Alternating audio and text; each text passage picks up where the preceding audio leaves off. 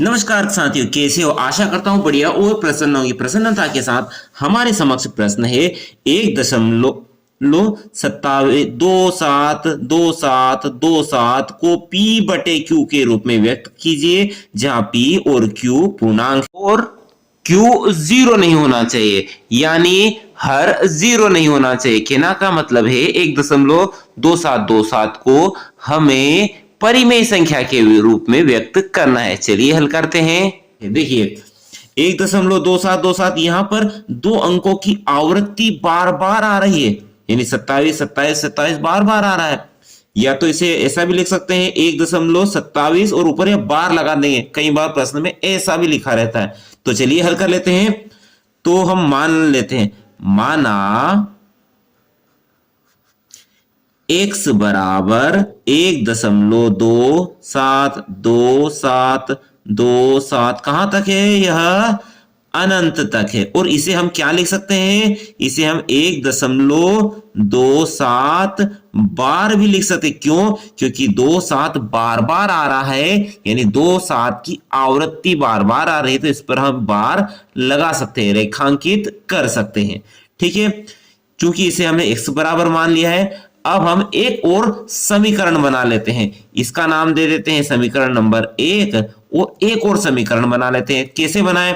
तो दशमलव के बाद कितने अंकों की आवृत्ति बार बार आ रही है? तो भैया दो अंकों की आवृत्ति बार बार आ रही है।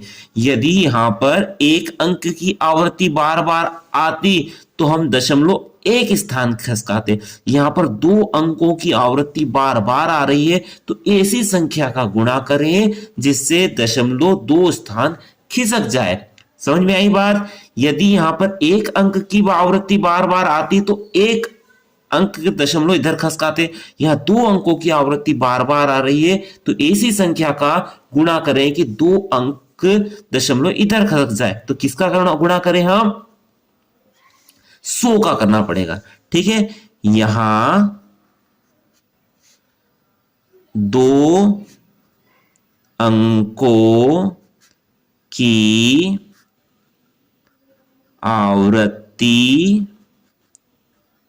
है, दो अंकों की आवृत्ति है, अतः समीकरण 1 में 100 का गुणा करने पर 100 का ही क्यों किया? क्योंकि दशमलव हमें दो स्थान खसकाना है।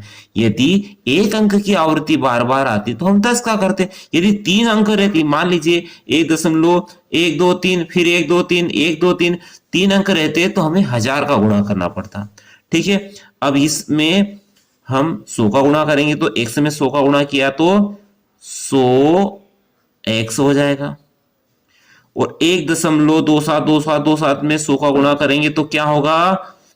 दशमलव दो स्थान इधर खिसक जाएगा, यानी 127 हो जाएगा। फिर 27 27, क्योंकि यहां तो 27 कहां तक है? अनंत बार है। यदि दो बाहर भी आ गए तो उससे कोई फर्क नहीं पड़ने वाला। इसे समीकरण नंबर 2 नाम दे दीजिए।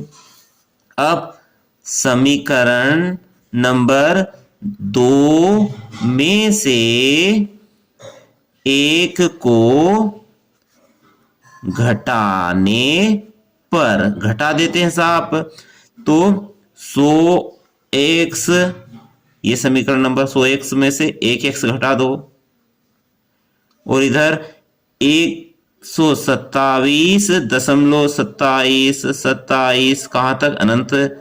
इसमें से घटा दीजिए आप। समीकरण नंबर 1 क्या है? 1.272727 अनंत तक। ठीक है, 100x में से एक x गया तो कितने बचेंगे? 99x। 127 में से एक गया। ठीक है, पहले दशमलव के बाद के अंक देखिए, 27 27 कहां तक है? अनंत तक है। यहां भी दशमलव के बाद 27 27 27 27 27 कहना नहीं चाहिए, 27 कहना चाहिए। तो ये तो साहब मर जाएंगे, ये हिस्सा इससे घट जाएगा, कुछ भी शेष नहीं। और 127 में से एक गए तो कितने बचेंगे? 126 ही बचेंगे। ठीक है, तो x का मान निकाल लेते हैं 126 एज इट इज। 99 का पक्षांतर करेंगे तो यहाँ पर x के साथ गुणे में तो ये बटे में बैठ जाएगा। ठीक है, क्या इसको सरल कर सकते हैं? हाँ बिल्कुल कर सकते हैं हम। ऊपर और नीचे किस संख्या का भाग जा रहा है? 9 और 9 होते हैं 18, और 18 में 3 का भाग जाता है। ऊपर वाली संख्या है 1 2 6, 6 और 2 8 और 1 9, यानी 3 का ऊपर और नीचे भाग चला जाएगा। तो दे दीजिए 3 चौक 12, 3 दूनी 6 और 3 तिया 9, 3 तिया 9। ठीक है, ऊपर नीचे फिर 3 का भाग जा रहा है तो दे दीजिए 3 एकम 3 थे 4 आया 3, तो 1 बचेगा। अगले स्टेप में 12 हो जाएंगे, 3 चौक 12 और 3 एकम 3, 3 एकम 3। तो x का मान क्या आया? तो x का मान आया 14/11।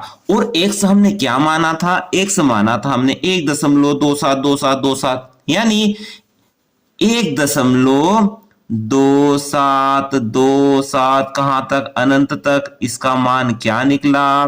14/11। और यही तो हल करना था। दी गई संख्याओं को हमने p/q यानी अंश बटे हर के रूप में व्यक्त कर दिया है, और यही करना था।